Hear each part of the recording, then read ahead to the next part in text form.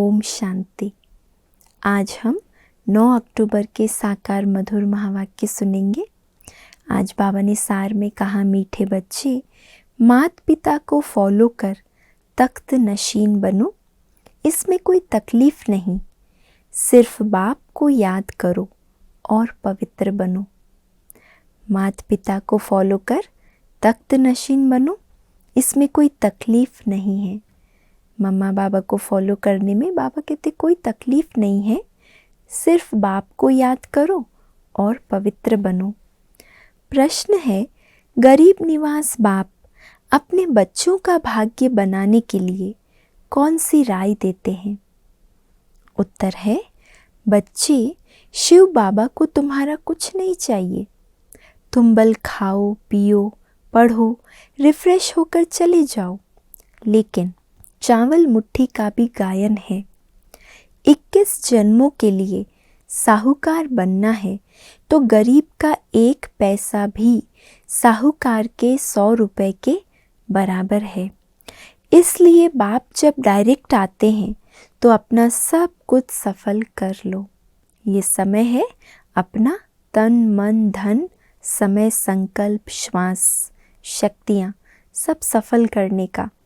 तो बाबा कहते भले आप बच्चे खाओ पियो पढ़ो, आओ सेंटर पर मधुबन में आओ, रिफ्रेश होकर जाओ, लेकिन ज़रूर अपना कणा दाना यज्ञ में सफल करना है। गीत है तुम ही हो माता पिता तुम ही हो। ओम शांति। गीत का अर्थ तो बच्चों ने समझा। वह भल पुकारते हैं परंतु समझते नहीं हैं। तुम जानते हो वह हमारा बाप है। वास्तव में सिर्फ वह तुम्हारा बाप नहीं, लेकिन सबका बाप है। ये भी समझने का है, जो भी सभी आत्माएं हैं उन सभी का बाप परमात्मा ज़रूर है। बाबा बाबा कहने से वर्षा ज़रूर याद आता है। बाप को याद करने से ही विकर्म विनाश होंगे। बाप बच्चों को कहते हैं, तुम्हारी आत्मा पतित बनी हुई है, अब उनको पावन बनाना है। सभी का बाबा है तो बच्चे ज़रूर निर्विकारी होने चाहिए। बाबा पावन ते पावन, हाँ, एवर प्योर है तो बच्चे भी ज़रूर निर्विकारी होने चाहिए। कोई समय सब निर्विकारी थे। बाप खुद समझाते हैं, जब श्री लक्ष्मी नारायण का राज्य था तब सब निर्विकारी थे। इतनी सब जो मनुष्य आत्माएं देखते हो वह भी निर्विकारी होंगी, क्योंकि शरीर तो विनाश हो जाएगा। बाकी आत्माएं जाकर निराकारी दुनिया में रहती हैं। वहाँ विकार का तो नाम निशान नहीं।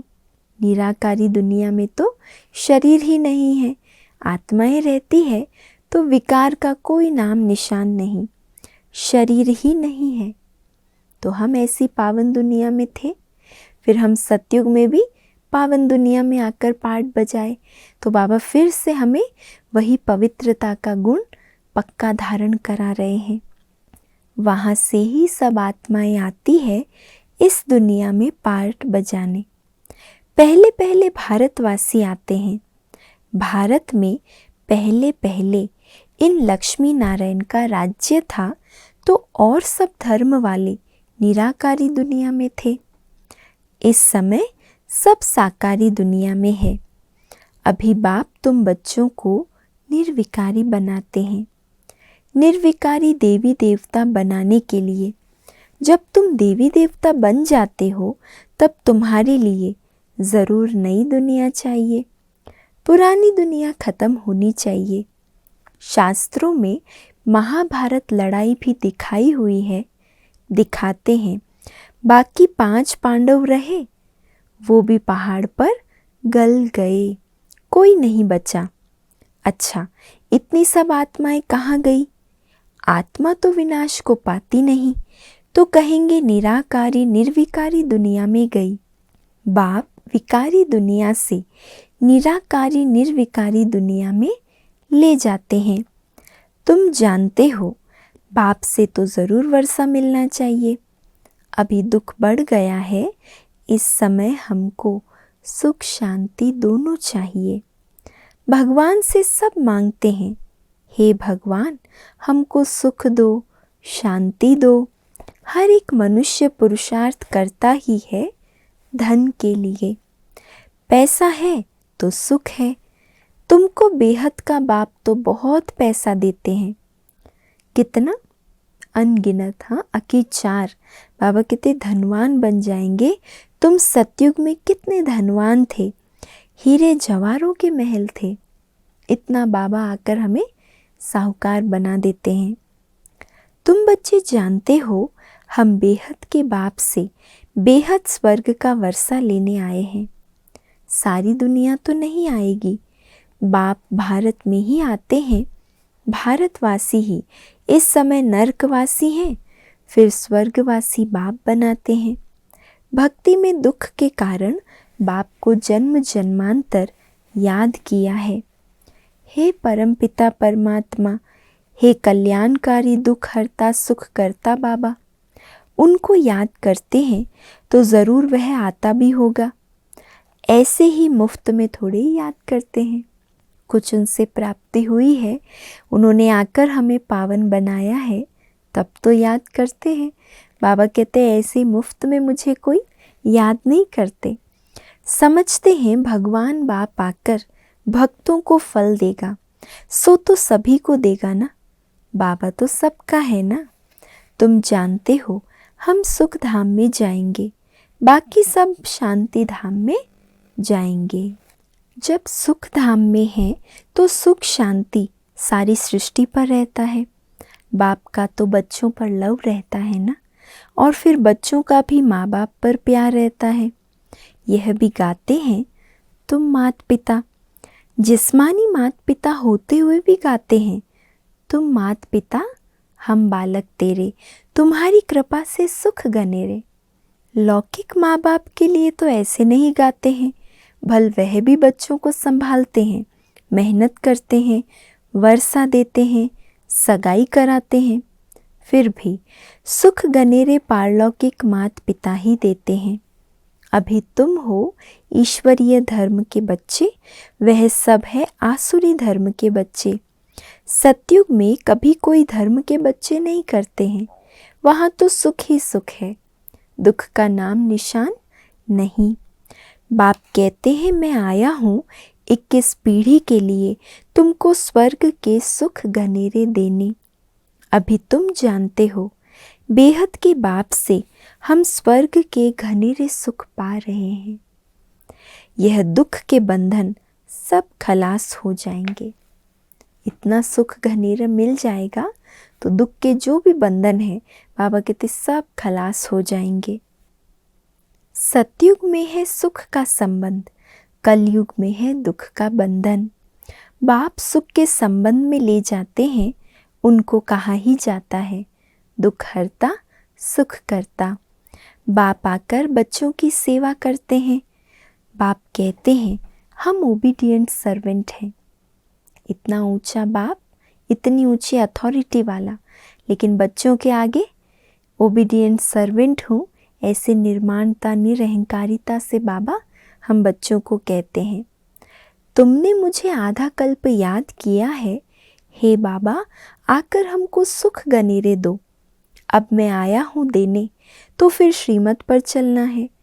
यह मृत्यु लोक सब खत्म हो जाने वाला है, अमर लोक स्थापन होता है। बाबा आते भी ऐसे समय पर हैं जब इस दुनिया का पुराना सब खत्म होने वाला है। तो जो खत्म होने वाला है उसी से बाबा ममत्व तोड़ने को कहते हैं, और जो नया एकदम ताकतवर बनने वाला है, सतो प्रधान पवित्र बनने वाला है, अब उससे संबंध जोड़ने को बाबा याद रखने को, स्मृति में लाने को कह रहे हैं। तो ये तो फ़ायदा है ना, इसमें कोई नुकसान तो नहीं है। बाबा आए भी उस समय है जबकि सब पुराना अब खत्म होगा। अमरपुरी में जाने के लिए अमरनाथ बाबा से तुम अमर कथा सुनते हो।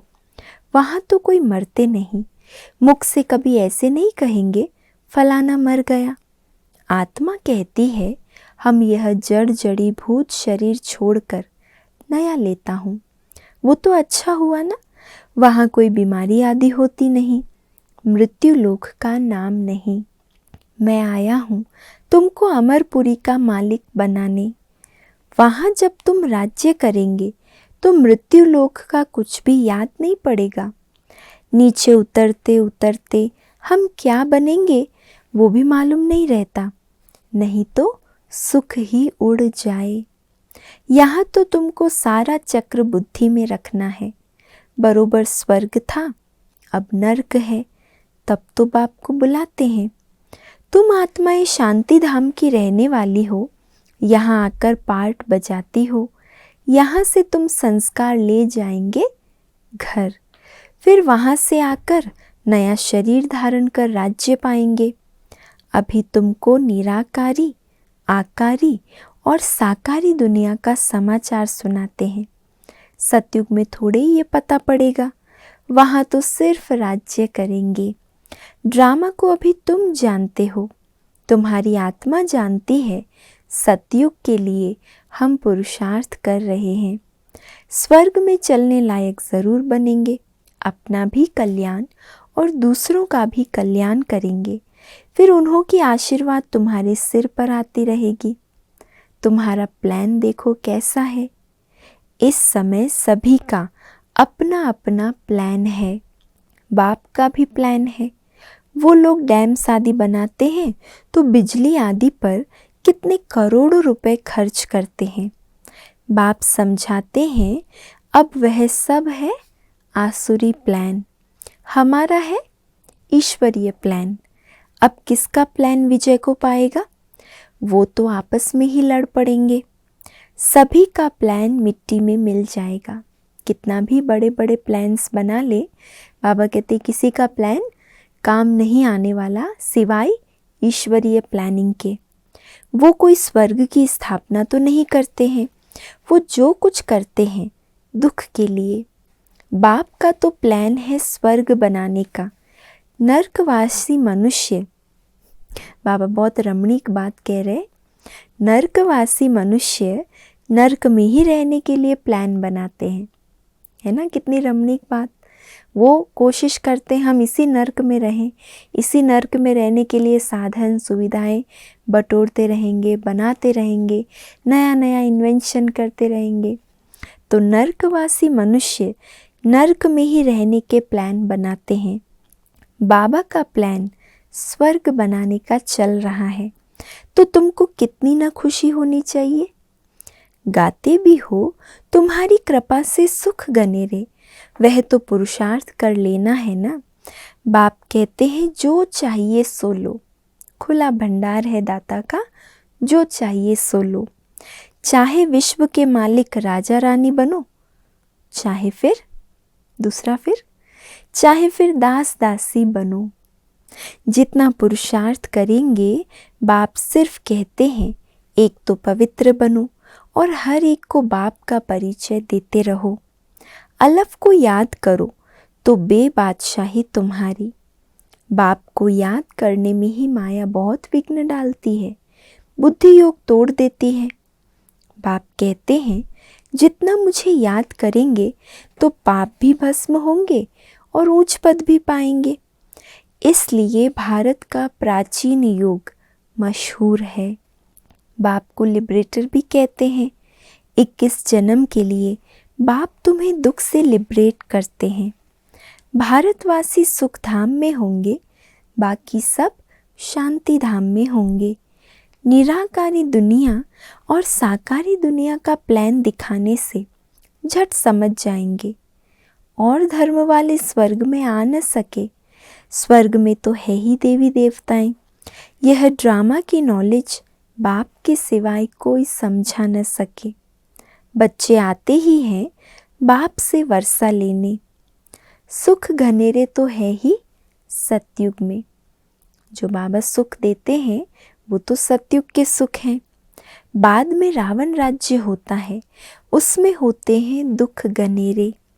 अभी तुम समझते हो, बाबा हमको सच्ची सच्ची कथा सुनाकर अमर लोक में जाने लायक बनाते हैं। अभी ऐसे कर्म करते हो तब तो 21 जन्मों के लिए धनवान बनते हो। कहते भी हैं धनवान भव पुत्रवान भव। वहाँ एक बच्चा एक बच्ची तुमको ज़रूर होंगे। आयुष्मान भव। आज बाबा से वरदान ही वरदान मिल रहे हैं। तुम्हारी आयु भी 150 वर्ष होगी। अकाले मृत्यु कभी होती नहीं। ये बाप ही समझाते हैं। तुम आधा कल्प हमको पुकारते आए हो। सन्यासी ऐसे कहेंगे क्या? वह क्या जाने। बाप कितना प्यार से बैठ समझाते हैं।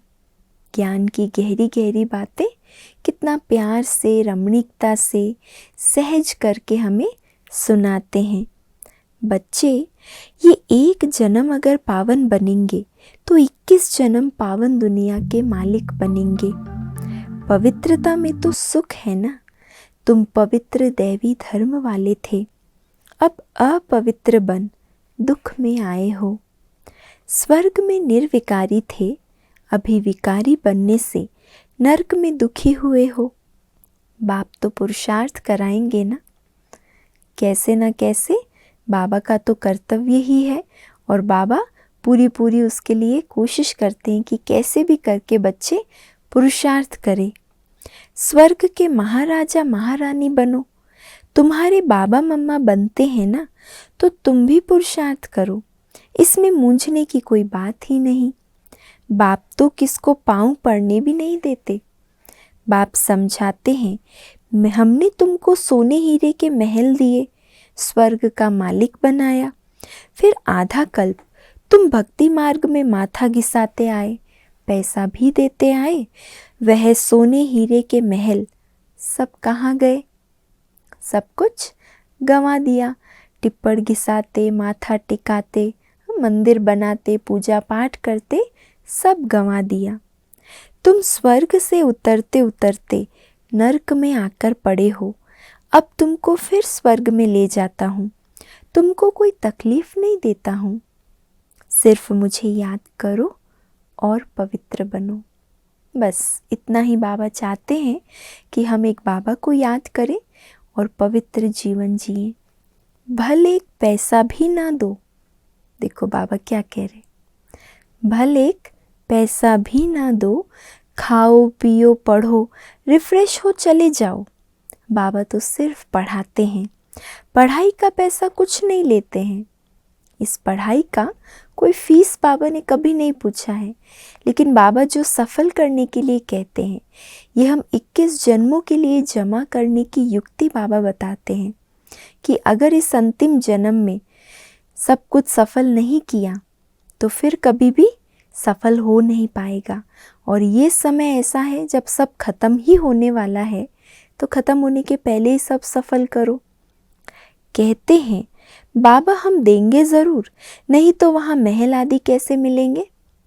जो समझदार सयाने बच्चे हैं वो क्या कहेंगे, बाबा हम तो ज़रूर देंगे, नहीं तो सतयुग में हमारा महल कैसे बनेगा।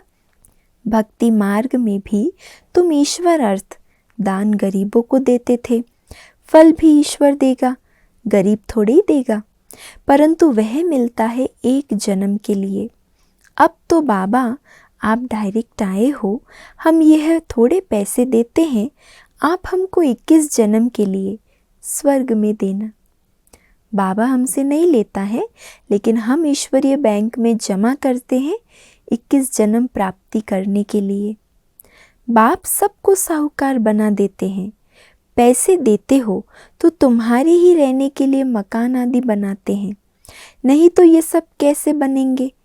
बच्चे ही ये मकान आदि बनाते हैं ना। शिव बाबा कहते हैं मुझे तो इसमें रहने का नहीं है। शिव बाबा का तो एक ही मकान है और वो है ब्रह्मा बाबा का तन। शिव बाबा तो निराकार दाता है ना। तुम देते हो, तुमको 21 जन्मों के लिए फल देते हैं। मैं तो तुम्हारे स्वर्ग में ही नहीं आऊँगा, मुझे नरक में आना पड़ता है तुमको नरक से निकालने के लिए। तुम्हारे गुरु लोग तो और ही दुबन में फंसा देते हैं, वह कोई सद्गति नहीं देते। अब बाप आए हैं पवित्र दुनिया में ले चलने, फिर ऐसे बाप को याद क्यों नहीं करते। बाबा को वंडर आता है, तुम्हारे खातिर तुम्हें नर्क से निकालने मुझे भी नर्क में आना पड़ता है। तुम्हें दुबन से निकालने मैं यहाँ आता हूँ, फिर भी मुझे याद नहीं करते हो। बाप कहते हैं कुछ भी पैसा ना दो, सिर्फ चलो पैसा नहीं दो, फिर इतना तो करो, सिर्फ मुझे याद करो तो पाप नाश होंगे और मेरे पास आ जाएंगे। ये मकान आदि तुम बच्चों ने अपने लिए ही बनवाए हैं। यहाँ चावल मुट्ठी का गायन है ना, गरीब अपनी हिम्मत अनुसार जितना देते हैं उतना उनका भी बनता है।